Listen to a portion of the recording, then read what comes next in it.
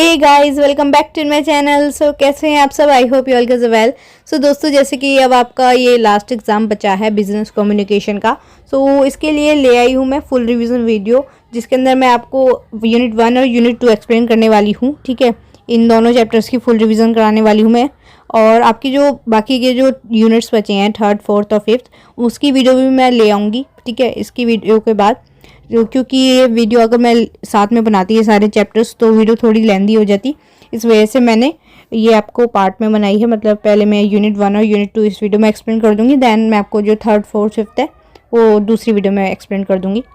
So video start करने से पहले मैं कहना चाहती हूँ, अगर आपने मेरे चैनल को अभी तक सब्सक्राइब नहीं किया है या आप मेरे चैनल पर नए हैं तो प्लीज़ चैनल को सब्सक्राइब कर लें पहले, ताकि ऐसी हेल्पफुल वीडियोज़ आपको टाइम से मिलती रहे। नाउ स्टार्ट करते हैं हम अपने चैप्टर 1 से, introduction to essential of the business communication. So इस चैप्टर में हम बिजनेस कम्युनिकेशन का इंट्रोडक्शन देखेंगे। इसके अंदर हमें समझना है कि बिजनेस कम्युनिकेशन क्या होती है और कम्युनिकेशन के क्या टाइप्स होते हैं और चैनल ऑफ कम्युनिकेशन और effective communication, barriers, noise and solutions. तो चलिए हम सबसे पहले इंट्रोडक्शन से स्टार्ट करेंगे।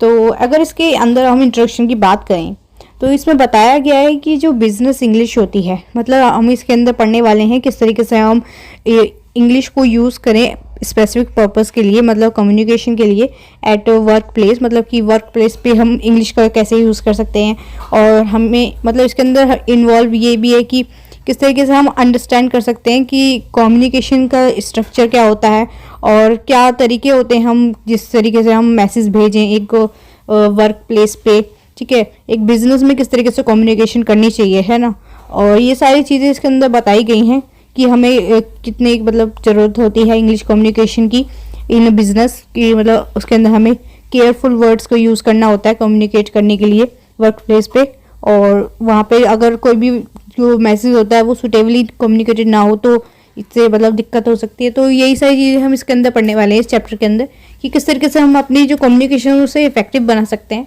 और क्या चैनल यूज़ कर सकते हैं इसको इफेक्टिव बनाने के लिए। तो चलिए सबसे पहले हम समझ लेते हैं कि आखिर बिजनेस कम्युनिकेशन होता क्या है और इसके क्या इफ़ेक्ट्स होते हैं। तो सबसे पहले अगर हम बात करें कम्युनिकेशन की, तो इसको हम ऐसे डिफाइन कर सकते हैं एज अ ट्रांसमिशन और रिसीविंग मैसेजेस। मतलब कि हम अपने जो मैसेज, हमारे जो संदेश है, हम हमारे जो विचार और भाव हैं उन्हें दूसरों तक जो पहुँचाते हैं अपनी बातचीत के थ्रू, मतलब हम जब बोलते हैं तो वो बात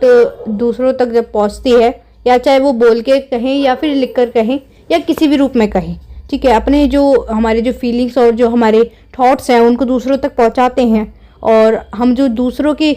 मैसेजेस को रिसीव करते हैं, वो सारी चीज़ें कम्युनिकेशन के अंदर आती है। ठीक है, अगर हम बिजनेस कम्युनिकेशन की बात करें तो बिजनेस में कम्युनिकेशन का बहुत इंपॉर्टेंट रोल है। ठीक है, क्योंकि ये जो पूरा हमारी ऑर्गेनाइजेशन होती है वो सब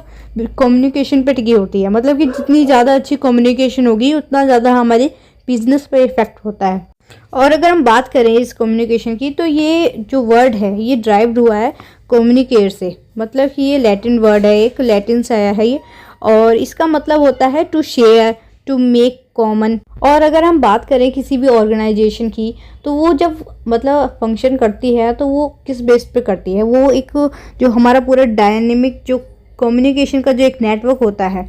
वो उसकी डिसीजन मेकिंग और जो उसकी इम्प्लीकेशंस हैं उन सब चीज़ों से जुड़ा होता है। मतलब कि कम्युनिकेशन बहुत इंपॉर्टेंट रोल है हमारी बिजनेस में। अगर हम कम्युनिकेट नहीं करेंगे, मतलब आपस में एक दूसरे को अपनी जो थॉट्स हैं और फीलिंग्स हैं उन वो समझा नहीं पाएंगे तो बिजनेस में नहीं कर पाएंगे। तो वही चीज़ है इसके अंदर, अगर हमारी जो मतलब हमारी जो कम्युनिकेशन है वो बेटर होगी, मैनेज कर पाएंगे हम सारी चीज़ों को, सारे फंक्शंस को मैनेज कर पाएंगे और सारी चीज़ें स्मूथली चलेंगी कम्युनिकेशन के थ्रू। अगर हम बात करें बिजनेस की, तो उसके अंदर सबसे इम्पॉर्टेंट चीज़ जो होती है सारे बिजनेसेस में वो होती है उनकी मार्केटिंग और उनकी जो एडवर्टाइजमेंट होती है उनके प्रोडक्ट्स की और उनके सर्विसेज की। तो वो सारी चीज़ें जो मतलब एडवर्टाइजमेंट करते हैं वो कम्युनिकेशन के थ्रू करते हैं। ठीक है, so communication is very important for business. तो अगर हम कम्युनिकेशन के प्रोसेस की बात करें तो यहाँ पर आपको चार्ट दिखाई दे रहा होगा। तो सबसे पहले क्या होता है, सेंडर, मतलब कि जहाँ से मैसेज सेंड होगा और इनकोड होगा मैसेज। उसके बाद चैनल, चैनल मतलब कि जो जिसके थ्रू हम भेज रहे हैं, ठीक है, माध्यम जो होता है। और मतलब चाहे हम फ़ोन कॉल कर रहे हैं या फिर व्हाट्सएप पे मैसेज कर रहे हैं या फिर या फिर हम किसी भी तरीके से भेज रहे हैं या फिर बोल के भेज रहे हैं, ये मतलब कुछ भी कर रहे हैं। और जो रिसीवर है उसके बाद रिसीव करता है मैसेज को, फिर वो डिकोड करता है उस मैसेज को, मतलब कि जो मैसेज आया है उसको समझता है कि वो क्या है, ठीक है। और इनके बीच में जो मतलब प्रॉब्लम्स आती हैं वो ये होती है, या तो नॉइज़ की वजह से जो हमारा रिसीवर है वो ढंग से समझ नहीं पाए उस मैसेज को, ठीक है। तो मतलब कोई भी जो प्रॉब्लम होगी, अगर उस प्रॉब्लम की वजह से अगर वो ठीक से समझ नहीं पाए तो जो कम्युनिकेशन होती है वो ख़राब हो जाती है। और उसके बाद जो एंड का जो होता है वो होता है फीडबैक, मतलब जो रिसीवर है वो फीडबैक दे सेंडर को कि मतलब हाँ उसका क्या रिस्पॉन्स है उसके लिए, मतलब उस मैसेज के लिए। तो ये हमारा पूरा कम्युनिकेशन का एक प्रोसेस होता है। तो सबसे पहले आता है इसके अंदर सेंडर, मतलब जो सेंड करेगा, जो अपने प्रोसेस करेगा, स्टार्ट करेगा प्रोसेस को, कम्युनिकेशन के प्रोसेस को। और प्रोफेशनली वो रिक्वायर्ड होता है उसको कम्युनिकेट करने का आइडिया, थॉट और मैसेजेस, ये सारी चीज़ें उसके पास होनी चाहिए, ठीक है, एक मैसेज को बनाने के लिए। और उनके अंदर सबसे ज़रूरी है कि वो उन वर्ड्स को चुने जो जो रिसीवर है वो उस चीज़ को समझ पाए। और ये भी ज़रूरी है कि जो सेंडर है वो उस मीडियम से भेजे अपना मैसेज, मतलब कि उस चैनल से, मतलब जो उसका जो भेजने का जो मीडियम होगा वो चीज़ चुने जो कि हमारे सेंडर और रिसीवर दोनों के पास अवेलेबल हो, ये इम्पॉर्टेंट है, ठीक है। अगर आप किसी को फ़ोन कॉल करके बताना चाहते हो, कोई मैसेज देना चाहते हो, और अगर वो उस इंसान के पास फ़ोन ही नहीं हुआ तो क्या फ़ायदा, है ना। तो इसलिए दोनों के पास फ़ोन होना ज़रूरी होता है, मतलब कि दोनों के पास वो मीडियम अवेलेबल होना चाहिए जिसके थ्रू मैसेज सेंड हो रहा है। और दूसरा आता है हमारा इनकोडिंग। तो इनकोडिंग के बारे में बात करें, जो सेंडर होता है वो सिलेक्ट करेगा एक कोड और एक स्ट्रक्चर जिसमें जो उसका कंटेंट होगा और जो उसका फॉर्म ऑफ मैसेज होगा, ठीक है। तो वो उसको सिलेक्ट करेगा, उसकी मतलब कि उसके अंदर उसकी लैंग्वेज डिपेंड करती है, उसकी कम्युनिकेशन स्किल्स डिपेंड करती है सेंडर की, और जो हमारा रिसीवर है उसकी जो कॉम्प्रीहेंशन लेवल है, मतलब कि उस मैसेज को समझने की, और मतलब कि जो हमारा सेंडर जिस लैंग्वेज में भेज रहा है, ठीक है, जिस तरीके से वो उस चीज़ को लिख रहा है या बता रहा है, तो वो चीज़ हमारे रिसीवर को भी समझ आनी चाहिए। मतलब कि उसको ये नहीं है कि आप उसे मैसेज भेज रहे हैं, कुछ बता रहे हैं और उसे समझ ही नहीं आ रहा है, या फिर आपकी लैंग्वेज अलग हो उसकी अलग है, इस वजह से समझ नहीं आ रहा है। तो वो इनकोडिंग कह सकते हैं उसको, वर्बल हो सकती है हमारी इनकोडिंग या नॉन वर्बल हो सकती है,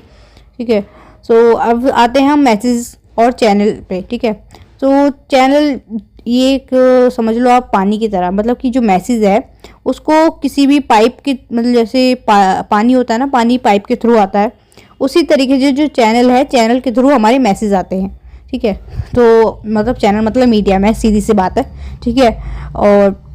डिकोडिंग की बात करते हैं अब हम। तो डिकोडिंग मतलब होता है कि जो मैसेज आया है रिसीवर के पास, रिसीव करा है उसने मैसेज को, और उसके बाद उस मैसेज को डिकोड करेगा, मतलब उस मैसेज को पूरा समझेगा, कि एनालिसिस करेगा कि वो क्या है, मतलब क्या चीज़ भेजी है उसने और क्या वो बताना चाह रहा है उस चीज़ को समझने के लिए, ठीक है। उसे डिकोड करना कहते हैं उस मैसेज को, ठीक है। ये डिपेंड करता है कि जो इनकोडिंग है उसके अंदर कितनी क्लैरिटी है, और जो हमारा रिसीवर है उसकी जो सोच रही है और समझने की जो इच्छा है, मतलब जो उसके जो कॉम्प्रीहेंशन स्किल्स है वो कितने हैं। और इस पर भी डिपेंड करता है कि जो उसके इन्वायरमेंट है वो कैसा है, मतलब कि वहाँ पे नॉइज़ हो रही है या फिर कुछ भी, मतलब कि जैसे हम ओरल मैसेज की बात करें, मतलब आप किसी को बोल के कुछ बता रहे हैं और वहाँ पर कुछ नॉइज़ आ रही है, तो उसकी वजह से वो जो हमारा रिसीवर है वो कुछ सुन नहीं पाया, तो या फिर सुना भी तो उसने आधा अधूरा सुना, तो वो पूरा जो मैसेज है वो ख़राब हो जाएगा, ठीक है। अब अगर हम रिसीवर की बात करें, तो रिसीवर क्या होता है, अटेंटिव होता है, मतलब जो मैसेज को रिसीव करता है। तो ये जो होता है रिसीवर, ये वर्बल और नॉन वर्बल कंपोनेंट दोनों चीज़ के अंदर होता है। और फीडबैक की बात करें तो रिसीवर का जो रिस्पॉन्स होता है मैसेज के लिए, वो जो फाइनल स्टेप होता है हमारा कम्युनिकेशन साइकिल का, और ये इंडिकेट करता है कि एक जो मैसेज है वो रिसीव कर लिया गया है और जो हमारा सेंडर है उसकी जो कम्युनिकेशन है वो कंप्लीट हो गई है। तो ये तो हो गई हमारी फीडबैक की बात। नाउ नेक्स्ट बात करें हम नॉइज़ और बैरियर्स की। मतलब नॉइज़ और बैरियर्स वो कह सकते हैं हमें कि जो हमारी जो कम्युनिकेशन है उसके अंदर इंटरफेरेंस कर देते हैं, मतलब उनकी इंटरफेरेंस से जो हमारी कम्युनिकेशन है वो क्लियर नहीं हो पाती है, मतलब हमारी जो कम्युनिकेशन है उसके अंदर एक बाधा डल जाती है, मतलब बैरियर लग जाता है, ठीक है। वो चाहे फिजिकली हो या साइकोलॉजिकली हो या फिर हम सिमेंटिक फैक्टर्स पे कह सकते हैं, ठीक है। अलग अलग रीजंस हो सकते हैं उसके भी, जैसे कि आप एग्जांपल ले सकते हैं कि कोई, मतलब मैं अगर वीडियो बना रही हूँ और पीछे से बैकग्राउंड म्यूज़िक, मतलब या फिर कोई और आवाज़ आ रही है जिसकी वजह से आपको मेरी जो मैं जो आपको समझा रही हूँ वो समझ नहीं आ रहा है, तो वो उस तरीके से हमारी जो कम्युनिकेशन है उसके अंदर एक बैरियर लग जाता है। अगर हम बात करें अपने फंक्शंस ऑफ कम्युनिकेशन की, तो कम्युनिकेशन सिर्फ हमारी बेसिक जो फंक्शनिंग होती है ऑर्गेनाइजेशंस के अंदर वही नहीं होती, साथ में जो हमारे अगर हम बात करें एम्प्लॉयज़ की, तो उनको भी एक मतलब जो कम्युनिकेशन है वो एक जेल की तरह काम करती है, जो उन्हें साथ में जोड़ कर रखती है, मतलब एम्प्लॉयज़ को साथ में जोड़ के रखती है। उनकी मतलब बीच में जब कम्युनिकेशन होगी तो ट्रस्ट बढ़ेगा, और एक जो मतलब काम करने का जो एक तरीका होता है उसमें काफ़ी इफ़ेक्ट आ जाता है, मतलब कि काफ़ी अच्छी तरीके से हम कर पाते हैं काम को, जब एक दूसरे से बात करते हैं, सीखते हैं एक दूसरे से कुछ ना कुछ नई नई चीज़ें। तो कम्युनिकेशन बहुत इंपॉर्टेंट होती है बिजनेस के अंदर। और कम्युनिकेशन जो होती है वो इंटरनली, मतलब जो कंपनी है उसके अंदर जो एम्प्लॉयज़ हैं उनके बीच में एक जो ट्रस्ट बन जाता है, और जो मतलब काम करने का जो कोऑर्डिनेशन बनाने में हेल्प करती है कम्युनिकेशन। और अगर हम एक्सटर्नली बात करें तो जो हमारे चैनलाइज और जो हमारी जो कंपनी है और उसके बीच में जो कस्टमर है, मतलब dealer, supplier, stakeholders, banks, government and other जो रिलेटेड ऑर्गेनाइजेशंस हैं, उनके बीच में एक कोऑर्डिनेशन बनाने का काम करती है हमारी कम्युनिकेशन। और अगर हम अपनी कम्युनिकेशन की टाइप्स की बात करें तो इसके अंदर 2 टाइप होते हैं, एक वर्बल और एक नॉन वर्बल कम्युनिकेशन। सो अगर हम सबसे पहले बात करें वर्बल कम्युनिकेशन की, तो वर्बल कम्युनिकेशन बेसिकली होती है जिसके अंदर हम वर्ड्स का यूज़ करते हैं, लैंग्वेज का यूज़ करते हैं टू कम्युनिकेट। और ये जो हमारी जो वर्बल कम्युनिकेशन है ये सबसे ज़्यादा यूज़ होने वाला एक तरीका है, जो कि हमारे ज़्यादातर लोग क्योंकि बोलकर ही आपस में ही ज़्यादा कॉन्वर्सेशन करते हैं और कम्युनिकेशन करते हैं हम कहें तो क्योंकि जो हमारा सबसे आसान और जो है सबसे ज़्यादा कन्वीनियंट कर लगता है ये वे, तो इसलिए ज़्यादातर लोग इसका ही यूज़ करते हैं ताकि हम ईज़िली और जल्दी से जल्दी हम रिस्पॉन्स पा सकें और जो हमारा मैसेज है जल्दी से जल्दी पहुँच सके दूसरों तक। तो हमारा जो लैंग्वेज सिस्टम है ये बहुत मोस्ट एडवांस हो चुका है कम्युनिकेशन के अंदर, मतलब कम्युनिकेशन की फॉर्म में। और इसके अंदर जो हम लोग कम्युनिकेट करते हैं मोस्ट कॉम्प्लिकेटेड और जो डिफ़िकल्ट आइडियाज़ होते हैं उन्हें भी एक इजी वे में हम समझा पाते हैं किसी को भी। और जो हमारी लैंग्वेज और वर्बल स्किल्स होती हैं वो डिपेंड करते हैं हमारी एजुकेशनल और सोशल कल्चर इन्वायरमेंट पे, कि हम किस तरीके की लैंग्वेज यूज़ कर रहे हैं। बोथ ओरल और रिटन दोनों कम्युनिकेशन के अंदर जो लैंग्वेज हैं वो अलग अलग होती है, मतलब डिपेंड करती है हमारे एजुकेशन और जो हमारा कल्चर है सोशल कल्चर उसके ऊपर डिपेंड करती है। ठीक है, तो इसकी दोनों की एडवांटेज और डिसएडवांटेज दोनों ही हैं, क्योंकि हर चीज़ के 2 एस्पेक्ट्स होते हैं, एक नेगेटिव और एक पॉजिटिव, तो इसके भी दोनों ही हैं। अगर हम वर्बल की बात करें, अगर हम ओरली मतलब कहीं बोल रहे हैं तो वहाँ पर ये भी हो सकता है हमारे साथ कि हम कुछ वर्ड्स गलत बोलें, मतलब कि मिस वर्ड्स का यूज़ कभी गलती से निकल जाता है मतलब मुँह से, तो वो उसमें दिक्कत देता है मतलब बिज़नेस के अंदर, क्योंकि बिज़नेस के अंदर हमें ऐसे वर्ड्स का यूज़ करना होता है जो एकदम सही हो, एकदम मतलब एक्यूरेट हो, ठीक है, रिस्पेक्टफुल हो। और कभी कभी अगर हमारे मुंह से कुछ गलत निकल जाए तो वो डिसएडवांटेज हो जाता है इस वर्बल कम्युनिकेशन का। बाकी जो रिटर्न है, रिटर्न में क्या है, हम सोच समझ के लिखते हैं कि किस तरीके से लिखना है, हमें कौन से वर्ड्स यूज़ करने हैं, हम चूज़ करके लिखते हैं। हमारा जो ये वर्बल कम्युनिकेशन है इसके अंदर 2 हैं, एक तो ओरल कम्युनिकेशन और एक रिटन कम्युनिकेशन। क्योंकि इसके अंदर वर्ड्स का मतलब वर्बल कम्युनिकेशन बेसिकली होता है क्या, जिसके अंदर हम वर्ड्स का यूज़ करें, लैंग्वेज का यूज़ करें, तो हम वर्ड्स और लैंग्वेज का लिखने में भी यूज़ करते हैं और बोलने में भी यूज़ करते हैं, तो इसीलिए इसके अंदर दोनों चीज़ हैं, ओरल और रिटन दोनों। तो अगर हम ओरल की बात करें तो ओरल में ग्रेटर स्पीड होती है, जैसे कि मैंने बोला, हम जब कोई मैसेज भेजते हैं तो उसका हमें इमीडिएट रिस्पॉन्स मिल जाता है और फीडबैक मिल जाता है, और हमें क्लैरिफाई हो जाता है कि जो हमने बोला है वो सही से दूसरों तक पहुंच गया, मतलब जो रिसीवर है उसे सही से मिल गया है। ठीक है, और इसका जो हम कह सकते हैं, हम इसको मॉडिफाई कर सकते हैं, मतलब कि आपने कुछ बोला है और जो हमारा रिसीवर है उसने वो चीज़ ठीक से समझी नहीं है, या फिर उस चीज़ को मतलब उसने गलत वे में ले लिया है, तो आप उस चीज़ को मॉडिफाई करके बोल सकते हैं, मतलब कि उसके लिए दूसरे वर्ड्स यूज़ करके उसे मतलब समझा सकते हैं जो आप बोलना चाहते थे उसे। तो इस तरीके से हम उसे मॉडिफाई कर सकते हैं अपने मैसेज को इमीडिएटली। और अगर हम सोशली बात करें, ओरल कम्युनिकेशन अगर हम ग्रुप में हैं तो मोस्टली हम ओरल कम्युनिकेशन का यूज़ करते हैं, चाहे अगर वो ऑर्गेनाइजेशंस में जो एम्प्लॉयज़ हैं वो अपने बीच में जो ट्रस्ट है उसको बिल्ड करने के लिए और एक टीम स्पिरिट बनाने के लिए, तो ये सारी चीज़ों के लिए हम ज़्यादातर ओरल चीज़ों का यूज़ करते हैं, ज़्यादातर मतलब रिटन कम्युनिकेशन का यूज़ नहीं करते हैं इन चीज़ों के लिए। ठीक है, सो अगर हम बात करें अब अपनी रिटन कम्युनिकेशन की, तो ऐसी कोई भी ऑर्गेनाइजेशन नहीं है जो विदाउट रिटर्न कम्युनिकेशन की वर्क करती हो, मतलब फंक्शन करती हो, क्योंकि बहुत से पीपल इसके अंदर इन्वॉल्व होते हैं, ठीक है, ऑर्गेनाइजेशन के अंदर। तो ओरल जो कम्युनिकेशन होती है वो फॉर्मल नहीं मानी जाती, मतलब यूनिफॉर्म नहीं मानी जाती, ठीक है, और मतलब उसे लीगली डॉक्यूमेंटेड नहीं करा जाता है, ठीक है। तो लीगली जो डॉक्यूमेंट होते हैं वो रिटर्न ही होते हैं, रिटर्न कम्युनिकेशन। मतलब आप किसी को अपनी कंपनी में हायर कर रहे हो तो आप एक रिटर्न को डॉक्यूमेंट बनाएंगे जिसके अंदर आप लिखोगे कि आप हाँ हमारे एम्प्लॉय हो और आपने मतलब हमने आपको हायर किया है, जो भी कुछ है, या फिर आप किसी का काम कर रहे हो या फिर कुछ भी हो। तो जो लीगली हम बिज़नेस के लिए यूज़ करते हैं वो रिटर्न कम्युनिकेशन का ही यूज़ करते हैं ज़्यादा से ज़्यादा,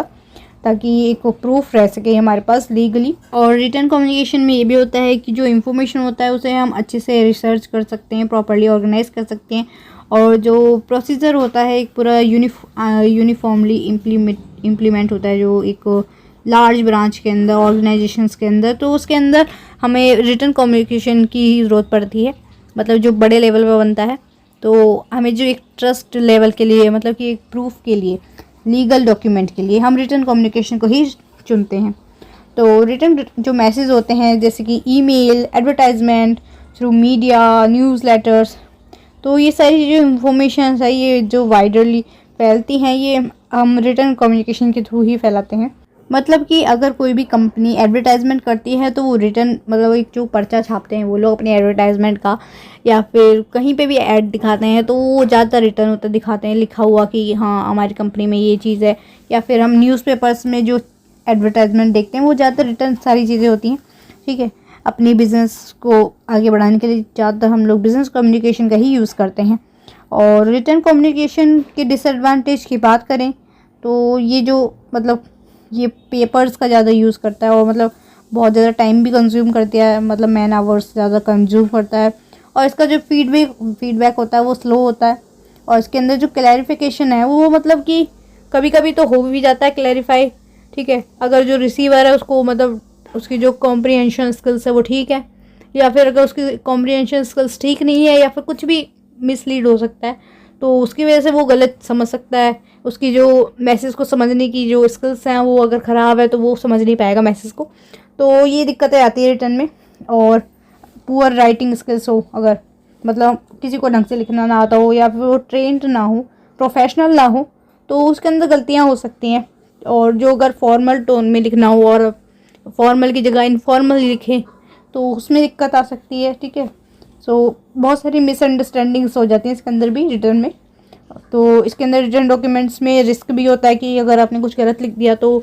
फिर आपके खिलाफ कुछ हो सकती है कार्रवाई का, लीगली वो गया वो। तो जो हमारी रिटर्न कम्युनिकेशंस है उनको प्रेफर करा जाता है इस चीज़ के हेल्प के लिए कि जो हमारी ऑर्गेनाइजेशंस हैं वो स्मूथली फंक्शन कर पाएँ। तो यहाँ कुछ टिप्स बताए गए हैं जिससे हम अपनी स्किल्स को इम्प्रूव कर सकते हैं।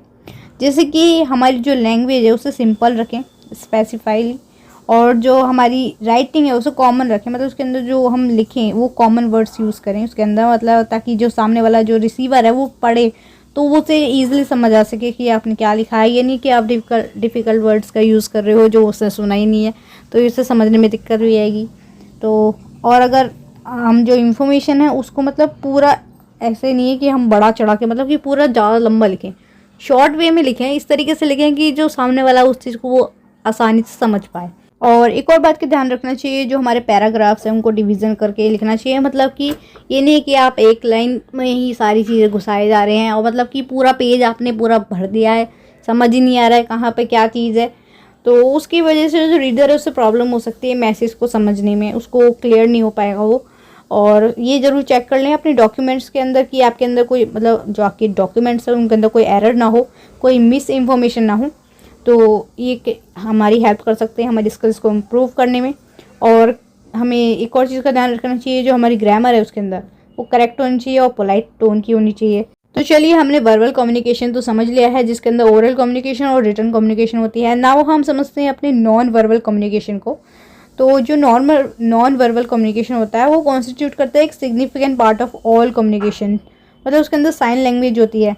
और मतलब कि जो साइन लैंग्वेज की बात करें अगर हम, तो ये मतलब ये एक बहुत पुराना तरीका है कम्युनिकेशन का। मतलब आदिवासी टाइम का, जब आदिवासी थे उनके पास कोई लैंग्वेज नहीं थी, तो वो साइन लैंग्वेज यूज़ करते थे एक दूसरे को, अपनी जो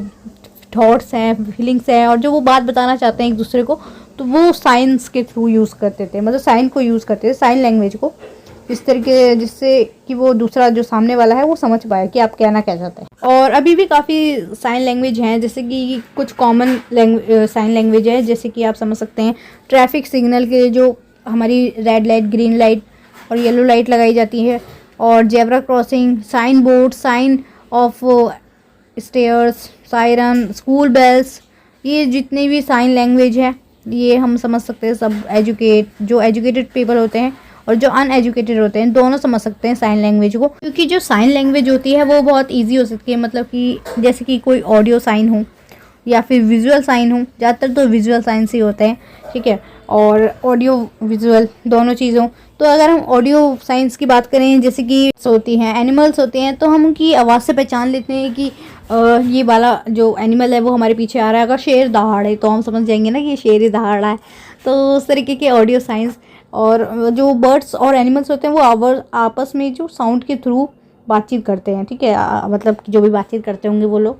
और साउंड के थ्रू ही ट्रैवल भी करते हैं। और अगर हम पहले की बात करें तो पहले के ज़माने में ड्रम बीट्स होते थे, ठीक है, जो कि अर्ली टाइम में यूज़ करे जाते थे एज अ ऑडियो साइन, जो कि मैसेज को बताने के लिए कि राजा महाराजा के टाइम बहुत होता ना कि बड़े बड़े ढोल नगाड़े बज रहे हैं, ये बताने के लिए कि जो राजा साहब हैं वो आ रहे हैं। तो उस तरीके के ऑडियो साइंस होते थे, पहले भी यूज़ करे जाते थे। और जो आज के साउंड्स की बात करें, जैसे कि सायरन, मतलब कि अगर हम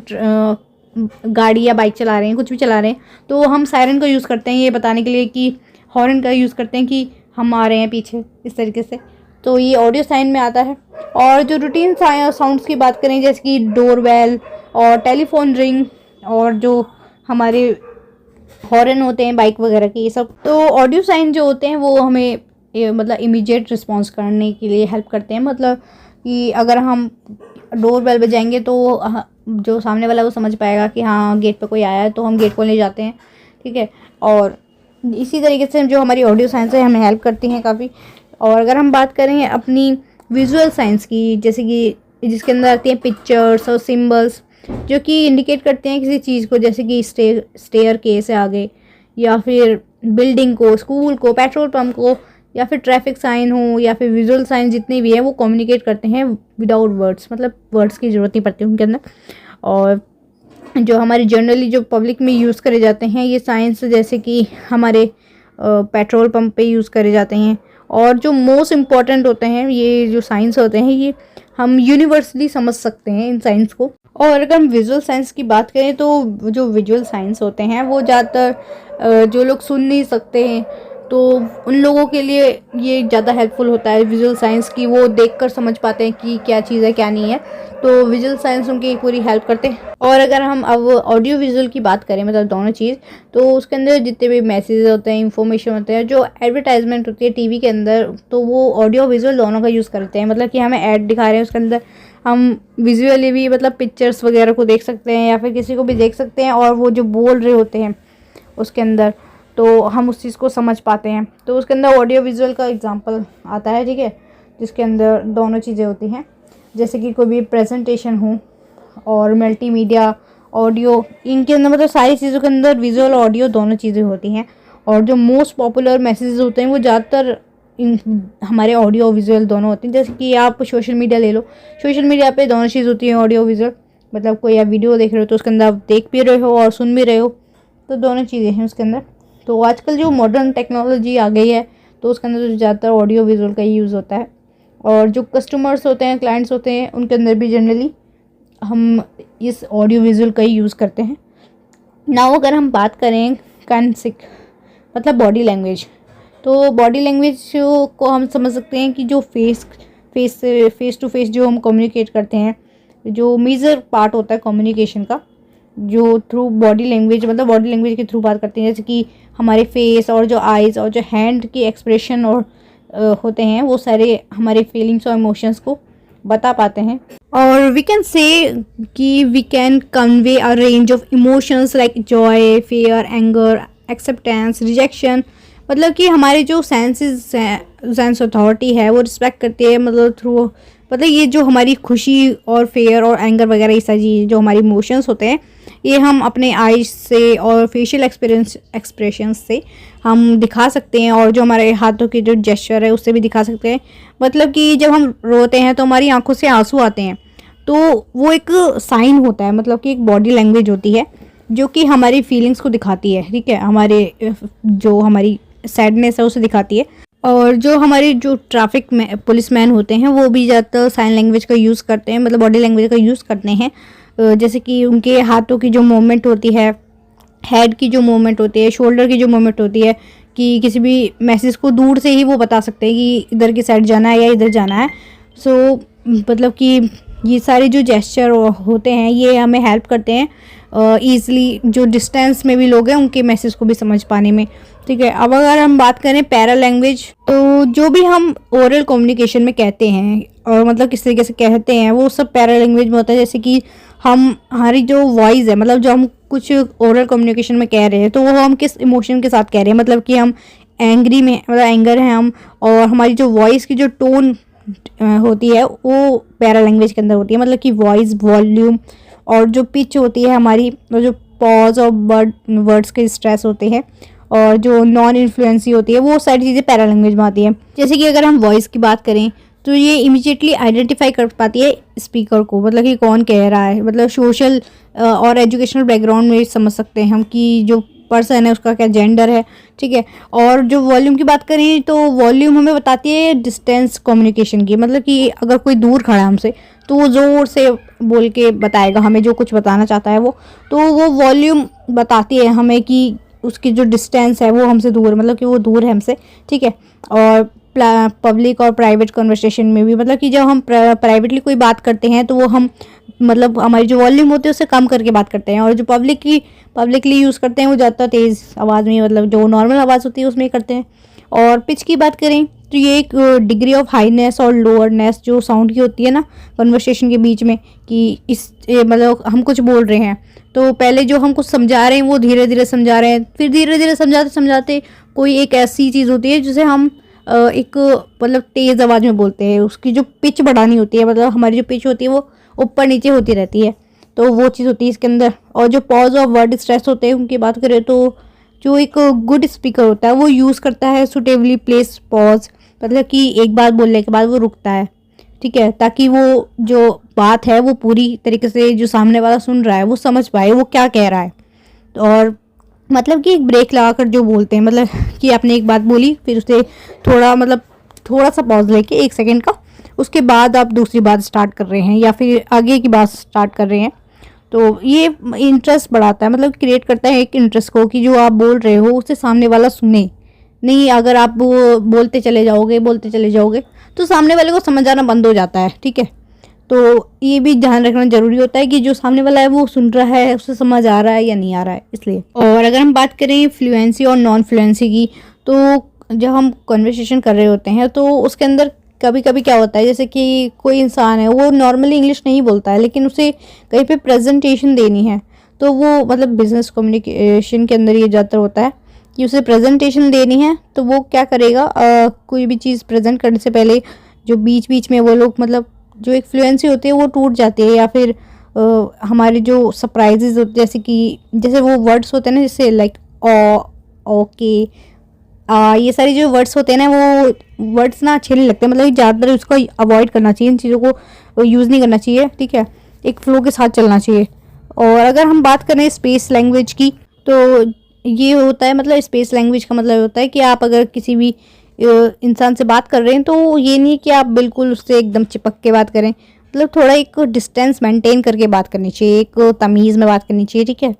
तो मतलब अलग अलग सिचुएशंस में अलग अलग तरीके की डिस्टेंस यूज़ करनी चाहिए, मतलब आप समझ सकते हैं कि अगर आप किसी से बिल्कुल चिपक के खड़े हो जाएंगे तो उसे समझ आना बंद होता है, उससे अनकम्फर्टेबल फील होने लग जाता है, तो इसलिए है वो। और अगर हम इसके अंदर आगे बात करते हैं time language of touch, silence, listening, ये सारी चीज़ें इसके अंदर आती हैं। तो नाउ हम अगर बात करें चैनल ऑफ कम्युनिकेशन की, तो ये जो चैनल है मतलब एक मीडियम होता है जिसके थ्रू हमारी जो मैसेज है वो दूसरे तक पहुंच पाती है, मतलब जो हमारा रिसीवर है उस तक पहुंच पाएगी। तो अगर हम इसकी बात करें तो इसके अंदर बता रखा है एक ऑर्गेनाइजेशनल स्ट्रक्चर, जिसके अंदर सबसे पहले है लाइन स्ट्रक्चर। तो अगर हम समझे कोई भी कंपनी है या ऑर्गेनाइजेशन है तो उसके अंदर अलग अलग चीज़ों के लिए अलग अलग लोग होते हैं। मतलब एक होता है मैनेजर, होता है सुपरवाइज़र, होता है, ठीक है। और उसके अंदर जो अलग अलग एम्प्लॉयज़ होते हैं जो अलग अलग काम करते हैं, receiving report, request and sending instructions, तो सबके अपने अपने काम होते हैं। तो जो कम्युनिकेशन होती है उनके बीच में एक जो मतलब फ्लो, अगर हम कोई बड़ी कंपनी में हैं तो उसके अंदर ज़रूरत होती है ज़्यादा लोगों की, ज़्यादा उस लाइन को स्ट्रेच करने की, कि सबसे पहले ये मैसेज यहाँ से जाएगा, मतलब पहले इंस्ट्रक्ट होगा, फिर वो यहाँ पे जाएगा, यहाँ पे उसकी रिपोर्ट बनेगी, यहाँ से फिर वो आगे जाएगा, उसके बाद जो भी होना है उसका वो आगे जाएगा। तो एक जो लाइन चलती जाती है ना उसकी, तो वही इसके अंदर बताया गया एक ऑर्गेनाइजेशनल स्ट्रक्चर के अंदर, लाइन स्ट्रक्चर। तो अगर हम इसकी बात करें कि जो न्यूज़ होती है, न्यूज़ हम तक कैसे पहुंचती है, वो सबसे पहले जो हमारा न्यूज़ एंकर होता है उसके पास जाती है, फिर वो उसके अंदर जो इम्पोर्टेंट चीज़ें होती हैं हमें बताने लायक वो सारी चीज़ें नोट करता है और पूरा एनालाइज करके उसके बाद हमें न्यूज़ के थ्रू हमें उस न्यूज़ के बारे में पता चलता है, ठीक है। कि जैसे कि कोई स्कीम आई है या फिर कुछ भी हुआ है, छुट्टियाँ पड़ी हैं या पॉल्यूशन बढ़ा है या एवरीथिंग जो भी न्यूज़ वगैरह है, तो एक जो लाइन स्ट्रक्चर होता है तो वो चीज़ बताई गई है इसके अंदर, ठीक। और हमारे आगे आते हैं कम्युनिकेशन नेटवर्क्स। तो कम्युनिकेशन नेटवर्क एक ऐसी चीज़ है, अगर ऑर्गेनाइजेशन के अंदर कम्युनिकेशन नेटवर्क नहीं होगा, अनऑर्गेनाइज्ड होगा कम्युनिकेशन नेटवर्क, तो जो हमारी कम्युनिकेशन है वो इफ़ेक्टिव नहीं रहेगी, ठीक है। मतलब एक जो पूरा सर्कल नेटवर्क का होता है, मतलब कम्युनिकेशन का, अगर वही चीज़ नहीं होगी तो कोऑर्डिनेशन नहीं होगा काम में और कंट्रोल नहीं रहेगा किसी भी चीज़ के ऊपर, और ये जो सारी चीज़ें हैं मतलब कि ये ठीक से काम नहीं कर पाएंगे, ठीक है। और इसके अंदर अगर हम बात करें तो 2 टाइप के होते हैं चैनल्स, एक तो फॉर्मल चैनल होता है, एक इनफॉर्मल चैनल होता है, मतलब कि माध्यम, मतलब मीडियम, ठीक है, जिसके थ्रू आप अपने मैसेज को भेज रहे हैं। जैसे कि अगर कोई कंपनी है तो उसके अंदर जो बॉस होगा, वो जो उसका मैनेजर होगा उस कंपनी का, तो उसे वो इंस्ट्रक्शन देगा जो भी उसे बात बतानी है और बाकी एम्प्लॉयज़ तक। तो जो उसका कम्युनिकेशन जो नेटवर्क है,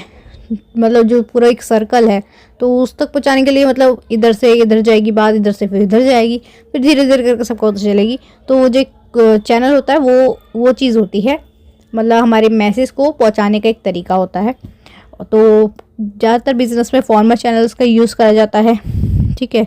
और अगर हम जैसे कि बात करें स्कूल्स की, तो अगर स्कूल्स में कोई सर्कुलर बांटना हो, जैसे कि किसी छुट्टी का, तो क्या करती है, प्रिंसिपल के पास आता है सबसे पहले वो सर्कुलर, ठीक है, गवर्नमेंट की तरफ से कि ये छुट्टी रखनी है। और उसके बाद जो प्रिंसिपल है वो टीचर को देती है, फिर जो सारी टीचर्स होती हैं वो अपनी अपनी क्लासेस में स्टूडेंट्स को, सभी जितने भी स्टूडेंट्स हैं उनको वो सर्कुलर देती हैं कि आज मतलब कि जो भी छुट्टी है या फिर कुछ भी जो भी इंफॉर्मेशन होती है वो सर्कुलर के थ्रू देती है। तो वो तो एक होता है फॉर्मल तरीका,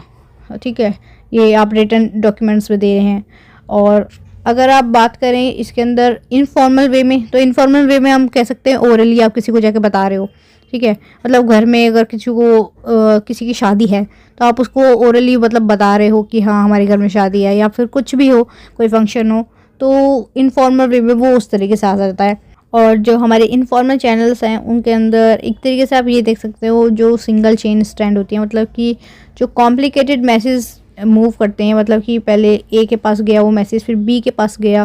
फिर मतलब कि वो बड़ा चढ़ा के जो बात पहुंचती रहती है एक दूसरे के पास, वो होती है इनफॉर्मल चैनल्स में। और एक होता है गॉसिप चेन, मतलब गॉसिप कर रहे हैं, एक दूसरे पर ट्रस्ट है तो एक दूसरे को वो बात बता रहे हैं, ठीक है, वो जो पर्सनल नेचर होता है। और प्रोबेबिलिटी चेन होती है जिसके अंदर मतलब हमें चांसेस होते हैं कि ये मैसेज मतलब तो सही है। मतलब कभी कभी ये होता है ना कि हमें मिस इन्फॉर्मेशन मिल जाती है और उसे भी हम फैलाते चले जाते हैं आपस में, तो वो एक प्रोबेबिलिटी बन जाती है कि ये मैसेज सच है या नहीं है, जो भी है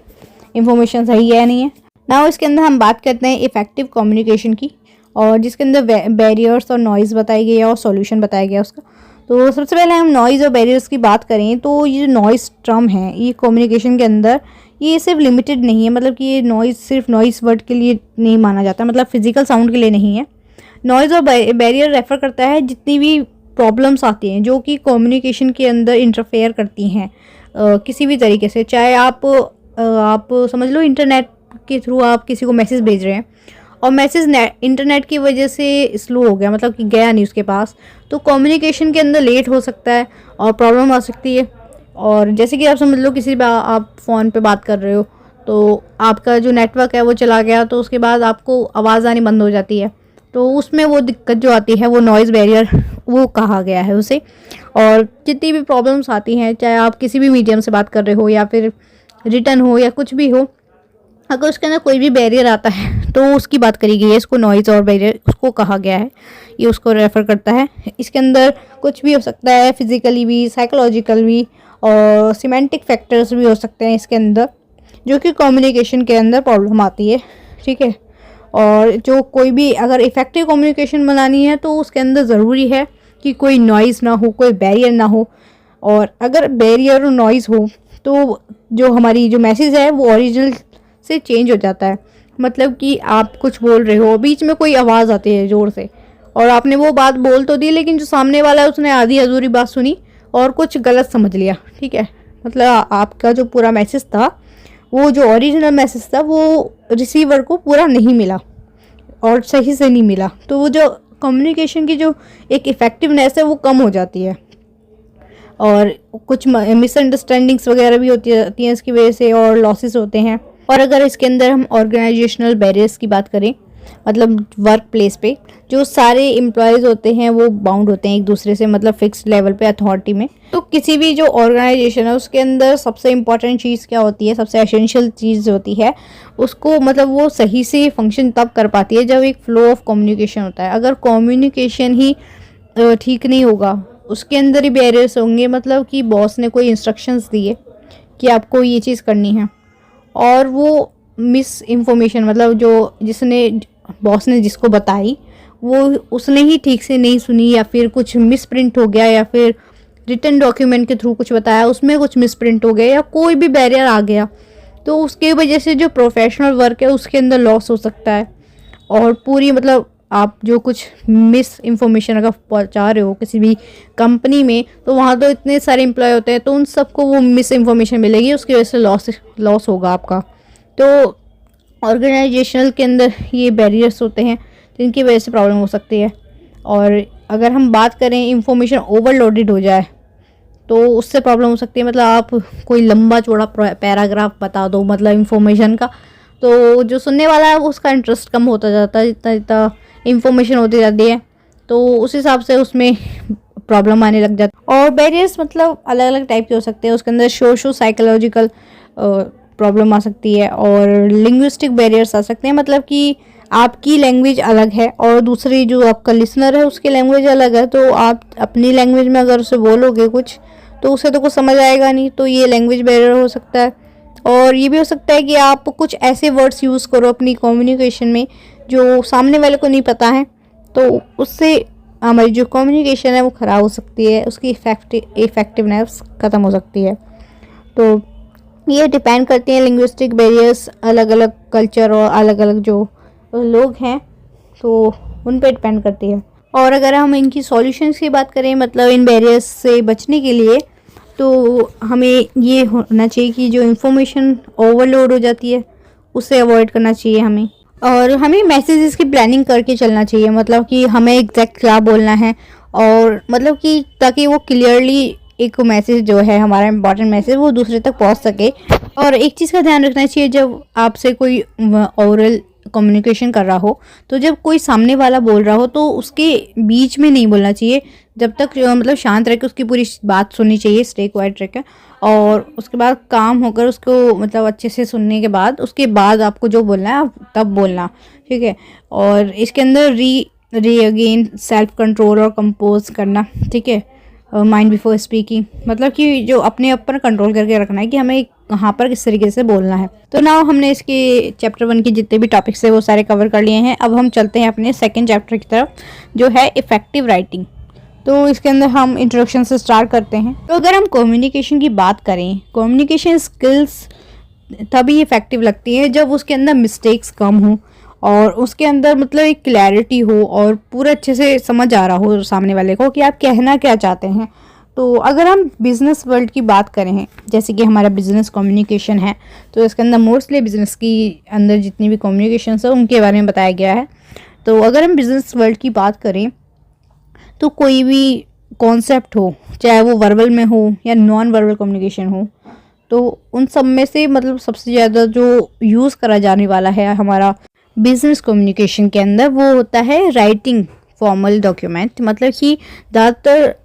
जो फॉर्मल माना जाता है वो राइटिंग डॉक्यूमेंट्स को ही माना जाता है। इसलिए ज़रूरी है कि हम जब राइटिंग डॉक्यूमेंट्स बनाएं, मतलब कि जिसके अंदर हम अपनी कम्युनिकेशन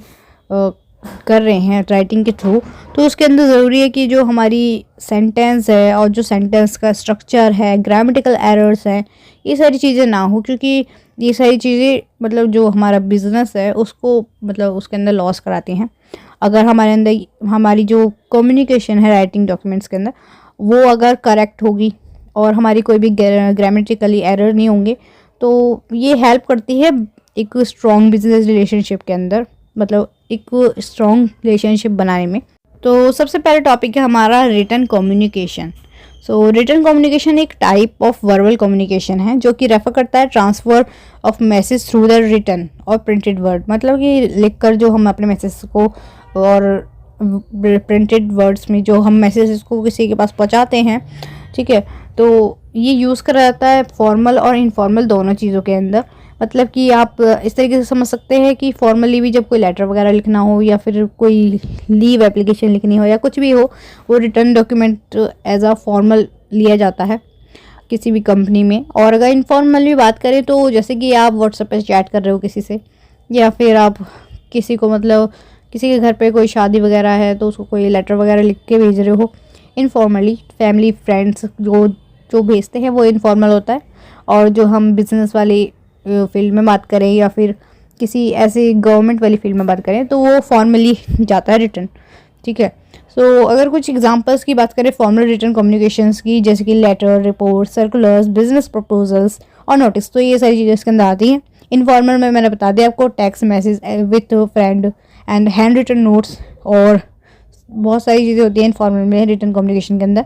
सो अगर हम बात करें रिटर्न कम्युनिकेशन की एडवांटेज की, तो सबसे पहला एडवांटेज है कि जो रिटर्न डॉक्यूमेंट होते हैं प्रिसाइज होते हैं, मतलब सटीक होते हैं एकदम, और मतलब एग्जैक्ट जो बात कही गई है वही चीज़ है इसके अंदर लिखी हुई, मतलब रिटर्न डॉक्यूमेंट्स में वही चीज़ होती है। ये नहीं कि मतलब हम कुछ बोल रहे हैं तो ओरल में हो जाता है ना कि हम पहले कुछ बोल देते हैं उसके बाद हम बदल देते हैं उस बात को कि नहीं हमने ये नहीं बोली थी ये बोली थी। रिटर्न में क्या होता है एकदम सटीक लिखी होती है कि हाँ हमने ये लिखी है तो यही लिखी है। और it can help in maintaining records, और ये यूज़फुल हो सकती है फ्यूचर रेफरेंस के लिए, मतलब भविष्य में काम आती है ये। और इट होल्ड्स लीगल वैलिडिटी, और इसे हम मतलब मैनी टाइम्स पढ़ सकते हैं। जो रीडर है इसे अगर दोबारा पढ़ के इसको समझना चाहेगा कि जो मैसेज है वो क्या था, या फिर कुछ भी जो रिटर्न लिखा होगा उसको दोबारा पढ़ के समझ सकते हैं ना। और रिटर्न डॉक्यूमेंट्स जो होते हैं वो किसी भी ऑर्गेनाइजेशन में, मतलब कि कोई भी जो कंपनी होती है समझ लो, तो उसके अंदर ये हेल्प करती है, मतलब इनकी जो विजन्स और पॉलिसीज़ होते हैं और रूल रेगुलेशन होते हैं वो एम्प्लॉयज़ को बताने के लिए रिटर्न डॉक्यूमेंट्स का भी, मतलब रिटर्न डॉक्यूमेंट्स का ही यूज़ करते हैं वो लोग। अपने एम्प्लॉयज़ को कोई भी पॉलिसी के बारे में बताना है या विज़न या रूल रेगुलेशन जो भी बतानी है वो इसके थ्रू ही बताते हैं। तो ये सब तो होगी इसकी एडवांटेज की बात रिटर्न कम्युनिकेशन की। अब हम बात करते हैं इसकी डिसएडवांटेज क्या है। तो डिसएडवांटेज की बात करें तो ये बहुत टाइम कंज्यूमिंग है, मतलब इसके अंदर हमें केयरफुल प्लानिंग करनी पड़ती है, उसके बाद हम एग्जीक्यूट करते हैं कोई भी ऑर्डर, और उसके बाद जाके जो रिसीवर है वो उसको रिसीव करता है, ठीक है। तो मतलब इसके अंदर ज़्यादा टाइम लगता है क्योंकि हम लिखेंगे पहले उसके बाद उसको भिजवाएंगे, तो उसमें काफ़ी टाइम लगता है उन सारी चीज़ों में। और इसमें ये भी नुकसान है कि जो फीडबैक है, मतलब कि जो रिसीवर फीडबैक देगा वो भी इमीडिएट नहीं होगा। और मतलब उसके अंदर जो एक क्लैरिटी होती है, एक मतलब बोल के समझाने में और एक लिख के समझाने में, तो दोनों में अलग अलग होता है। मतलब आप किस वे में बोल रहे हो तो वो पूरी तरीके से क्लियर नहीं कर पाता है रिटर्न, कभी कभी मिसअंडरस्टैंडिंग्स भी क्रिएट कर देता है। तो और इसके अंदर ये भी चीज़ें हैं कि इसके अंदर कभी कभी ग्रामर मिस्टेक्स और जो बहुत सारी लिखने में मिस्टेक्स हो जाती हैं उनकी वजह से इसके अंदर हमें समझने में दिक्कत आती है। तो इसमें राइटिंग कम्युनिकेशन के अंदर बताया गया है कि हमें मतलब कुछ भी रिटर्न करने से पहले हमें उस मैसेज को प्लान कर लेना चाहिए। मतलब जो भी हम मैसेज एक पर्सन से दूसरे पर्सन तक पहुंचाना चाह रहे हैं तो उसे केयरफुल प्लान करें पहले, कि आपका मतलब क्या मैसेज है उसको मतलब क्लियरली इफ़ेक्टिव बनाने के लिए, ताकि कम्युनिकेशन को उसको पहले आप खुद समझो, उसके बाद उसके अंदर ढंग से मतलब सही वर्ड्स का यूज़ करके इफ़ेक्टिवनेस के साथ उस मैसेज को लिखें। और उसके बाद जब हमारा मैसेज क्रिएट हो जाएगा, उसके बाद जो फीडबैक मिलेगा तो उससे समझने की ज़रूरत है हमें कि हमारा जो मैसेज है वो इफ़ेक्टिव था या नहीं, और हमें उसके अंदर क्या इम्प्रूव करने की क्या ज़रूरत है, ये सब चीज़ें हमें उसके अंदर सीखनी चाहिए। और इसके अंदर ज़रूरी है कंप्लीटनेस, मतलब जो हमारा पूरा मैसेज है वो कंप्लीट होना चाहिए, और इसके अंदर जो मैसेज है उसके अंदर क्लैरिटी होनी चाहिए, और सारे वर्ड्स जो हैं वो करेक्ट होनी चाहिए, और इसके अंदर ग्रामेटिकली कोई मिस्टेक नहीं होनी चाहिए। हमें चेक कर लेना चाहिए सबसे पहले कि कोई मिस्टेक तो नहीं है हमारी लिखने में या फिर कुछ भी करने में, ताकि हमारा जो कम्युनिकेशन का इफ़ेक्ट है वो सही रहे और स्ट्रॉन्ग रहे। और इसके अंदर कॉन्शियसनेस रहनी चाहिए, मतलब कि आप जो लिख रहे हो आपको भी पता होना चाहिए कि आप लिख क्या रहे हैं। ठीक है, ये नहीं है कि आप लिखते चले जाओ और पता ही नहीं है कि क्या लिख रहे हैं। तो एक मतलब कि एक जो एक ढंग होता है ना वो पूरा बना रहना चाहिए इसके अंदर, और इसके अंदर करेक्टनेस होनी चाहिए, और कोरियंस होना चाहिए, कोटनेस होनी चाहिए। ये सारी चीज़ें इसके अंदर इंपॉर्टेंट है। और इसके आगे इसके अंदर कुछ रेफरेंस दे रखे हैं जैसे कि डिक्सन चार्ल्स के, और भी कुछ लोगों के दे रखे हैं। बाकी इसके अंदर जो इम्पोर्टेंट था स्टार्टिंग में ही था, जो भी था मतलब किस तरीके से लिखना चाहिए,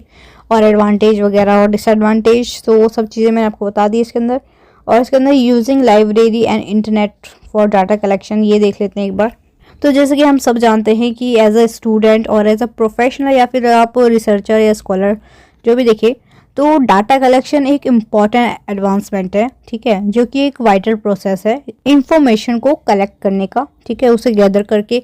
चाहे वो आप एकेडमिकली हो या प्रोफेशनली हो, उन सब चीज़ों के अंदर जो डाटा कलेक्शन है वो इम्पॉर्टेंट है। ठीक है, मतलब कि इसमें इन्वॉल्व होता है अंडरस्टैंडिंग, एनालाइजिंग, एवल्यूटिंग, और इसके अंदर हम ज़्यादा से ज़्यादा इंफॉर्मेशन को कलेक्ट करके एक वास्ट रिसोर्स बनाते हैं, जिसे हम लाइब्रेरी या फिर इंटरनेट भी कह सकते हैं, क्योंकि हमें इंटरनेट पे भी बहुत सारी इंफॉर्मेशन और एनालिसिस वगैरह सारी चीज़ें मिल जाती हैं।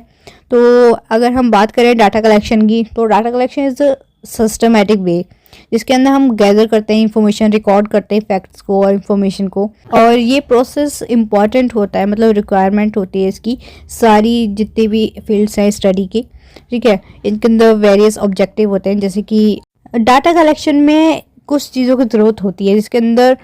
इंफॉर्मेशन इस तरीके से होनी चाहिए कि सारे जो क्रूशियल क्वेश्चन हों उन सब के आंसर प्रोवाइड कराए जाएं, और एक ऑब्जर्वेशन बनाएं, और एक कंक्लूजन को ड्रॉ करके रखें, ताकि पूरे जो इंफॉर्मेशन है उसे एनालाइज कर पाएँ, और